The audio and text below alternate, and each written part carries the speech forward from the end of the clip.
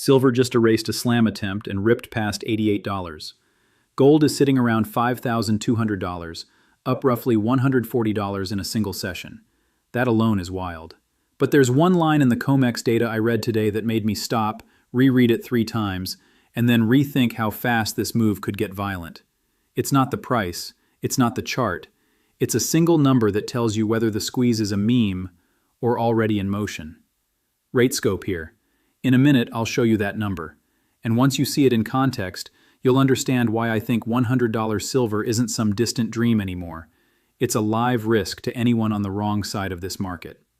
First, we need to talk about what actually happened today. Silver opened around $84. Within the first few hours, it got hit hard. Spike up toward 87, then a fast, aggressive drop under 86. Classic slam pattern. A big sell order or a cluster of orders hits the futures market. Price drops fast. It looks like the rally is over, and weak hands panic, dump their positions. If you've watched this market for any length of time, you've seen that movie before. But what happened next is what matters. Silver didn't drift back up. It snapped back. From around 85 to 88 in what felt like minutes. That's not a casual bounce. That's a statement from the physical side of the market. The statement is, we're buying every dip.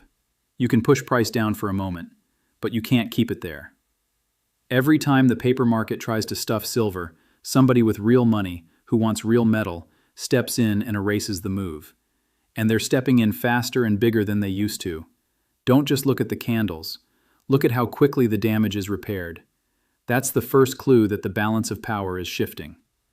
I tracked the intraday chart today, and here's what I saw. The dip to around 85.80 happened during the London session. Classic timing for a slam. London traders try to set the tone before New York opens. Silver dropped almost $2 in minutes, and then it reversed hard. By the time New York opened, silver had already recovered most of the loss. By early afternoon, it was at 88, new highs. The slam didn't just fail, it created a launchpad. Welcome to the hidden economy. If you're new to the channel, hit subscribe. I'm covering silver and gold every single day. What I'm about to show you next is the kind of data that most channels don't even know exists. One click and you'll never miss it. Now let me show you why the slam failed. This is where it gets really interesting. I pulled up COMEX delivery data for February, and the numbers are getting harder and harder to ignore. On Friday alone, 6 new silver delivery notices were issued. That brings the month-to-date total for February to 4,695 contracts. Each contract is 5,000 ounces. That's about 23,475,000 ounces of silver that have been called for physical delivery this month. Roughly 23.5 million ounces in a single month being pulled out of the system, or at least legally committed to leave. We're now just 3 trading days away from March 1st, first notice day for March silver futures. That's the moment when anyone still holding a March contract can say the one thing a levered paper market hates to hear. I want delivery. March is a major delivery month. Open interest in March is huge. If even a relatively small percentage of those contract holders stand for delivery instead of rolling, COMEX has a problem charts alone cannot fix. Now look at who is actually taking the metal. On Friday, HSBC stopped 3 contracts. JP Morgan stopped 2. ADM issued 4 and stopped 1. These aren't Reddit traders. These are some of the biggest banks on the planet. And they're not doing this for fun. They are taking physical. When JP Morgan is taking delivery of silver at around $88, that tells you something about their internal view of value and risk. We'd rather have the metal than the cash. Banks don't tie up capital in heavy, non-yielding metal unless they think supply will stay tight, price will be higher later, or both. Now you have to pair that with what's happening to the vaults. Registered inventory, the metal actually tagged as available for delivery, has been falling month after month. Every time a delivery notice gets exercised, metal leaves registered or moves to eligible and often straight off the COMEX system, and the people taking it are not flipping it back into the exchange. They're storing it privately, allocating it off exchange, and parking it where it can't be easily rehypothecated. Here's the January shock that made me triple-check the report. In the first week of January, 33 million ounces of silver were physically withdrawn from COMEX.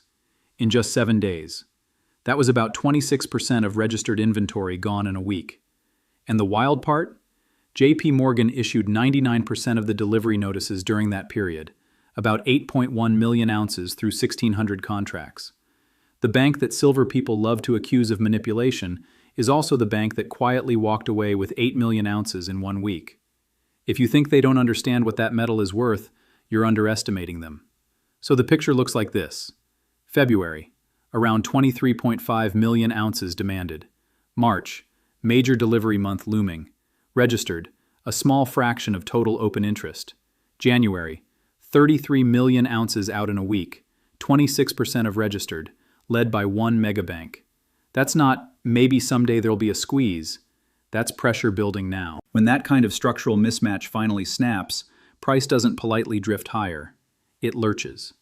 Now zoom out from COMEX. The Silver Institute released its 2026 outlook earlier this month.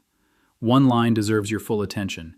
They're projecting a 6th consecutive year of supply deficit. 6 years in a row where the world uses more silver than it produces. For 2026 alone, they estimate a shortfall of about 67 million ounces. On paper, that's just a number, but put it into context.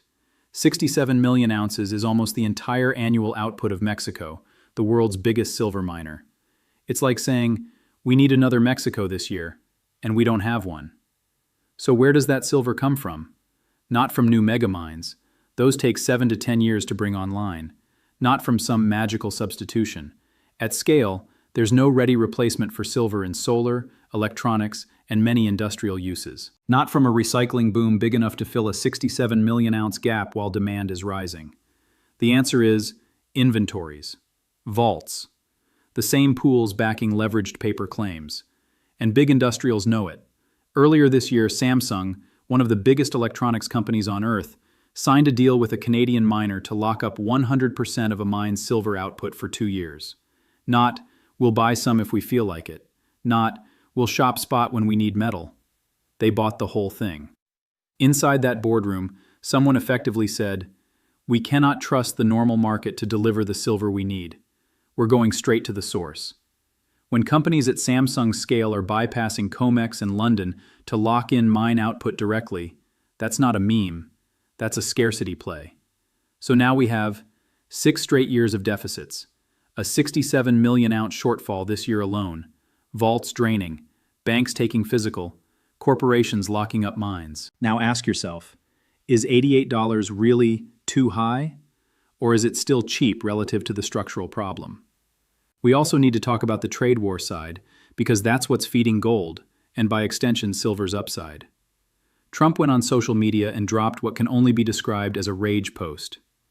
Any country that wants to play games with their ridiculous Supreme Court decision will be met with a much higher tariff and worse, especially those that have ripped off the USA for years and even decades. Buyer beware. All caps, exclamation, signed as president. The context.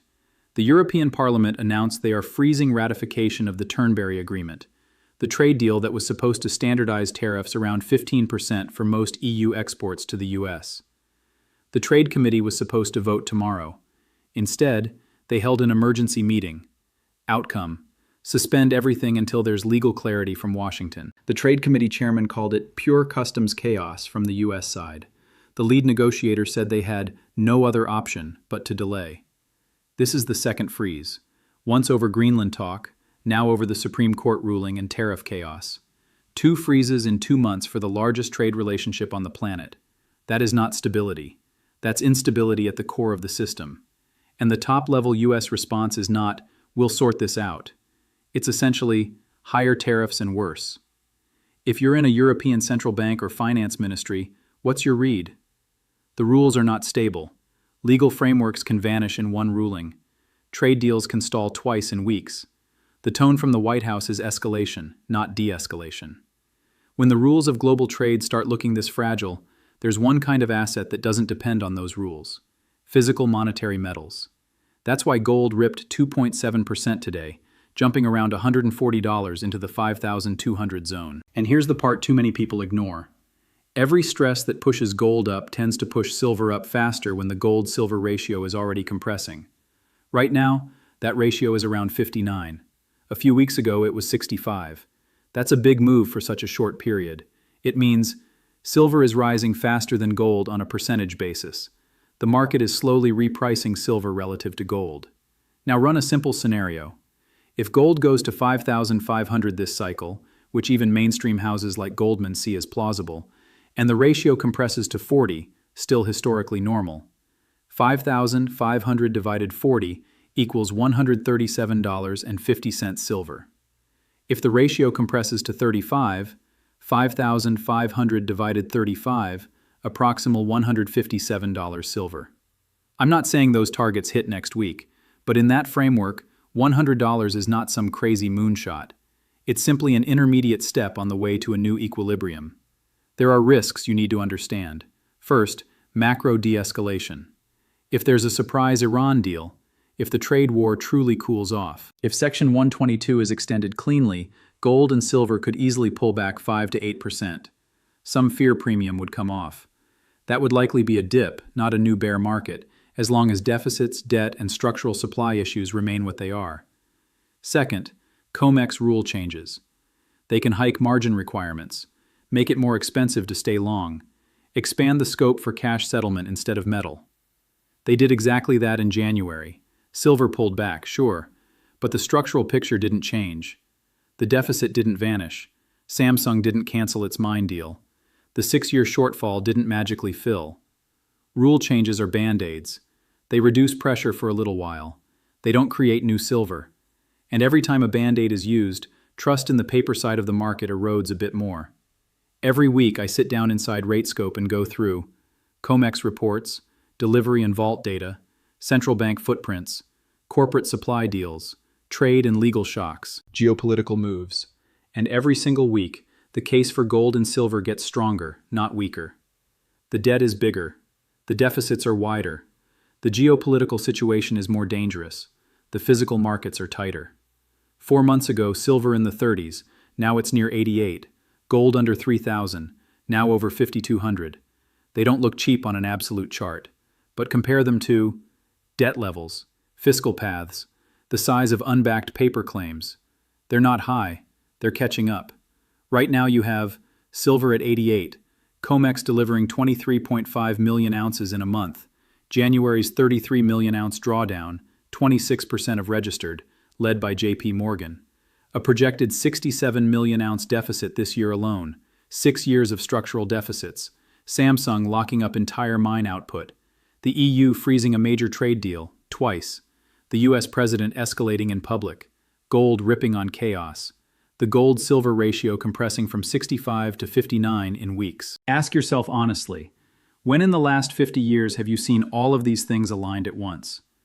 I haven't found a match. If there was ever a setup for $100 silver, this is it. Not because of hype, because of math and behavior. Math says, not enough supply, too much paper, too many promises. Behavior says, big banks are taking physical, big corporations are locking up mines, central banks are buying into chaos. Tomorrow, when the next major catalyst hits, whether it's more delivery pressure, another policy shock, or a surprise move in margins, I'll be here breaking it down. Drop a comment and tell me where you think silver goes next. Does it tag 92 and stall, or blow through it on the way to 100 faster than people expect? If you know someone holding silver or thinking about it, send them this video. Not for the algorithm, for the window. Because what happens over the next few weeks could be the most important move in this silver market all year. This is the RateScope. Stay sharp, stay stacking.